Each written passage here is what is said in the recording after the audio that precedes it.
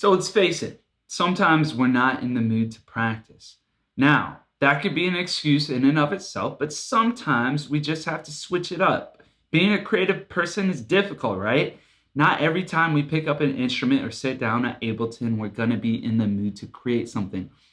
And that's what I want to talk about today. I'm going to talk about the things that we should practice when we just don't want to practice. For me, I think I have found it useful to build some habits on working on things that might set myself up for success in the future. So that's what I want to talk about. I'm going to give you guys 3 different tips, 3 different things that we can use to help us at a later date. The first thing I want to talk about is making a percussion loop. Sometimes I start new tracks off with melodies, sometimes I start them off with drums, and sometimes I use loops that I found online with percussion. But how cool would it be if I had my own percussion loops sitting on my computer ready for me the next time I sat down to make beats? So that's what I want to do.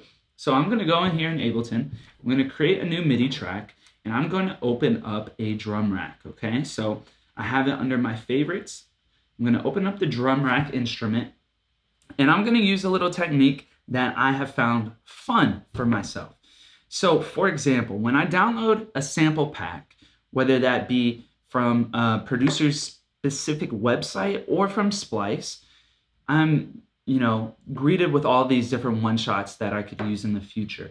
One of the sample packs that I like to use is from this Jules Jaden perk pack, okay? So what I'm gonna do is I'm gonna go in here, I'm gonna go to the one-shots list, and I'm going to click, I'm gonna hit shift, and I am going to go down on my key.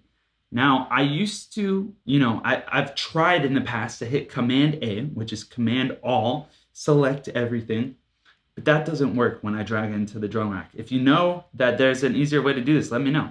But what I'm gonna do is I'm simply gonna select every percussion hit inside of here, and I'm gonna click and drag this onto my drum rack. Now, to be straight with you guys, I don't have drum kits set up for myself, right?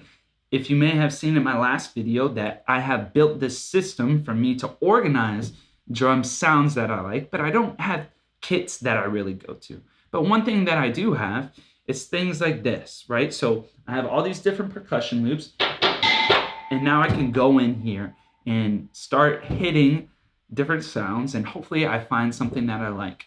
I've set this session to 100 beats per minute because I feel like that's something that I wanted to do today. So what I'm gonna do is I'm gonna take a second to let that metronome go and mess around with the different ideas that I have here.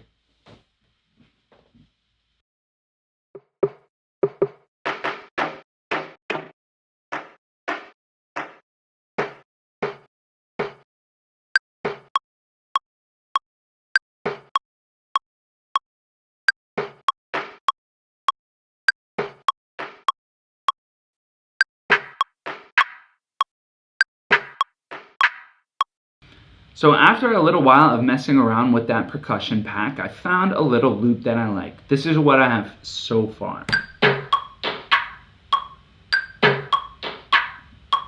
Nothing too crazy, but it's something that I created on my own. It's not a percussion loop that I have to find from some website, right? So the next thing that I would like to talk to you guys about is creating audio effect racks, okay? Now, when it comes to audio effect racks, it can be as simple as combining some of the different audio effects that we have given to us by Ableton Live. So for example, say my goal was to play the guitar. Something that might be useful is a tuner. So one thing that I would do is I would go to my audio effects section and I would go down to tuner, all right? Now, tuner is awesome for getting my guitar in tune, but let's add a couple of different effects that I think I might like on my guitar. So I'm gonna hit a chorus, maybe I'm gonna go down and hit some glue compression, maybe I'm gonna go and hit a flanger, maybe I'll even go down and hit a different reverb, and I'll go to my concrete chamber. Now, I have all of these different audio effects here. It could look a little bit cluttered right now, but one thing that we're gonna be able to do is hit shift, and have one selected at the end, right? Kind of like a book end at the end of a bookshelf, right? We're gonna have one selected, we're gonna hit shift on the one on the very opposite side, and it's gonna select all of those, okay? Now when we go to hit Command G, it's going to group them into an audio effect rack, okay? Now we could have went to that audio effect rack at the top of Ableton and, insert everything inside of it. I think this is a little bit easier for creating on the fly. Now, if I was to go in on this and hit this little floppy disk at the bottom, we would see that it's going to allow us to save it in our audio effects rack section, where we can then rename this whatever we want. I can name this Guitar Rig 1, right? And have this saved as this first example of something that I could use for my guitar. Now, let me tell you a funny, maybe / inspirational story about this guitar rig. So this guitar rig, if I actually pull this up on this other audio track that I have, is one that I've already created. Now this one, I named it Flangy Guitar, and I can't even tell you when I did that. I did that probably 2 years ago. And this was when I was just learning the concept of audio effect racks and what they could do and how powerful they were. So one day I picked up my guitar and I got it in tune and I started adding all these different effects on it, right? So I was really mad at myself this day. I was mad at myself because I've been playing guitar since 6th grade, and I'm 23 now. I still don't know my whole fretboard. I still don't know every single chord on the drop of a dime, right? I don't know it. And I was getting angry. I was getting upset. Why don't you play the guitar? Why don't you get after it? Why don't you practice a little bit more? And it's funny because that's kind of the theme of this video. And I have this little guitar stand in the corner of my room, and a little voice came up in my head and was like, pick up the guitar and practice now, because that's the only way you're gonna get better. So I was fiddling around, and I played this chord. And I didn't even know what it was. And to tell you the truth, I still don't even know the actual name of it today. And then I moved it over once, and I played another chord. And I kept doing that over and over, and it was very inspirational to me.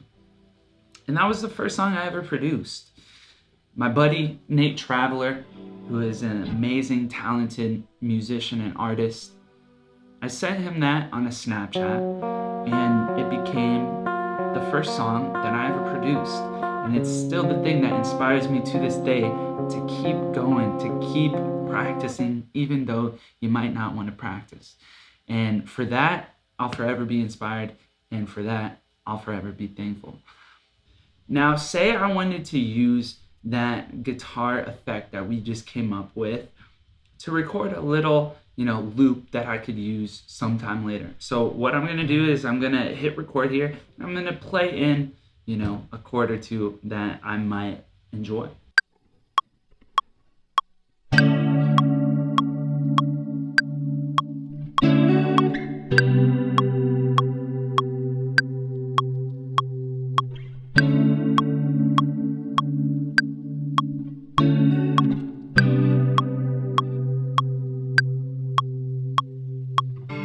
So cool, I laid down 2 chords. I don't know what key I'm playing in. I don't even know which exact chords they were. And again, hopefully I learned this in time, but it's about sitting down and practicing these things that I'm gonna get better, right? So the last tip that I have for us is to try chopping something up. So when I say chopping something up, I'm talking about using the beautiful tools that we have inside of Ableton to sample. So one of my favorite things to use is the simpler device, okay? Now, if you saw me just create a MIDI track really quick right there, what I did was I hit Command-Shift-T.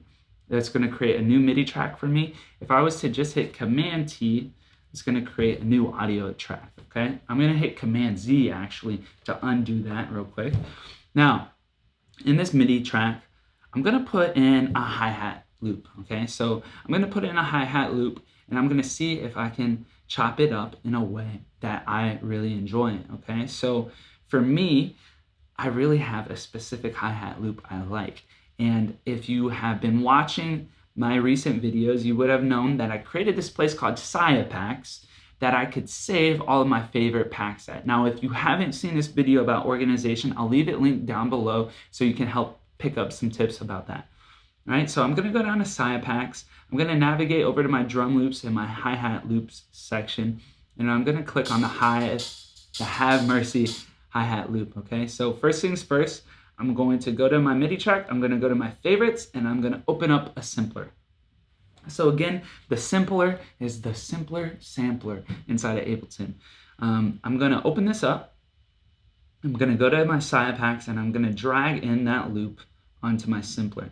Now, I have the Push 2, which is a beautiful device. You don't have to have a Push 2 to do this. You could use a MIDI keyboard. You could use the keyboard on your computer. Don't think you need a Push 2 to create something beautiful, all right? But what I'm gonna do real quick is I'm gonna switch the mode, right? I'm gonna switch the mode from classic mode to my slicing mode, okay? Now that is on the side right here. I switched it on the push myself.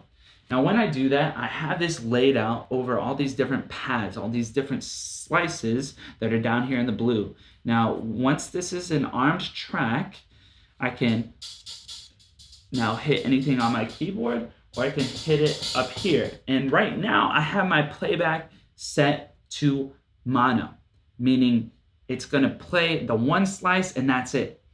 When I'm working with percussion loops or drum loops, and hi-hat loops in this case, I like sometimes switching it to through. Through mode is going to allow me to press one, and it's gonna keep playing through the sample from that specific point. So that specific point that I hit is the starting point, and it's gonna move it through, okay? So what I'm gonna do right now is I'm gonna create a hi-hat loop that, you know, I can have saved here and see if I can repurpose this original loop from Cardiac and use it in a cool, unique way.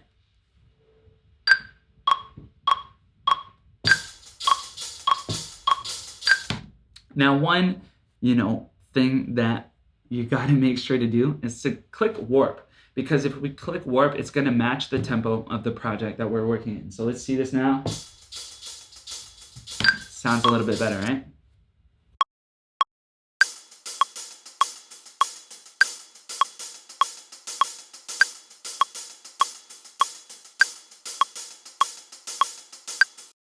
Now, we have a hi-hat loop. Now, you may have noticed that I'm doing something here. All of these little clips are right next to each other. Now, I may have lied to you. I may have said that I'm gonna use it for a future point, right? But I'm actually gonna use it for something right now. If I click this whole scene, let's see what we got.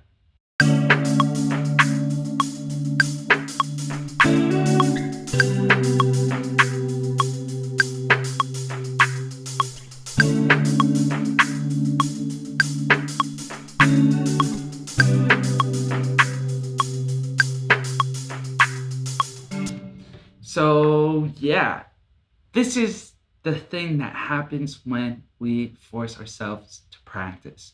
Now, to be honest with you guys, I've had this idea for this video since yesterday.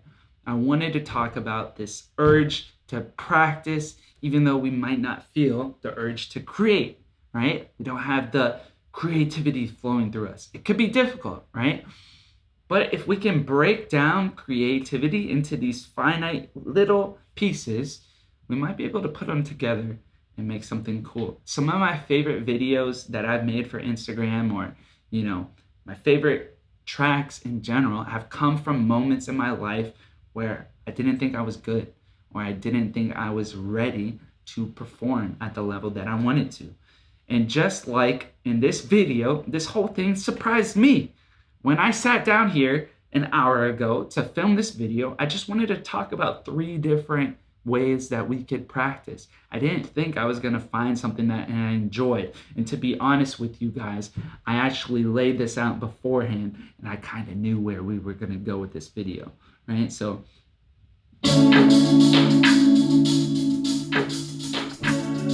I did it the same exact way though, right? So the first things first, I set my BPM to 100. I brought all those percussion hits onto my push and I chopped it up into a way that I liked, right? I wasn't thinking about anything. I wasn't thinking about playing the guitar. I was just trying to find something that made me, bob my head or made me excited, right? So I found that percussion loop.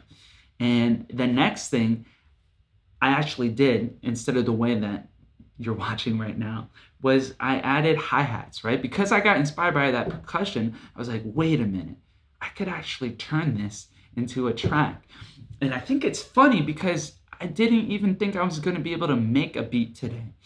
With the time that I have allotted for myself, it was just to make this video and hopefully, inspire someone to practice, in a different way.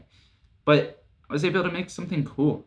I enjoy this. It's nothing crazy. It's not game changing, but it was something that I didn't intend to do. It wasn't something that I thought was capable of happening, but it came together. And that's the thing that happens when we practice when we don't want to. So take it or leave it. I hope you guys learned something from this today. Thanks for joining me on this journey. It's overwhelming to me to even see a couple of you guys reach out to me and say thanks. It means the world to me. I just want to get better together because I don't have this down. I don't know what I'm doing. I still don't know my chords on the piano. I still, don't know my fretboard, but I still have the urge to practice.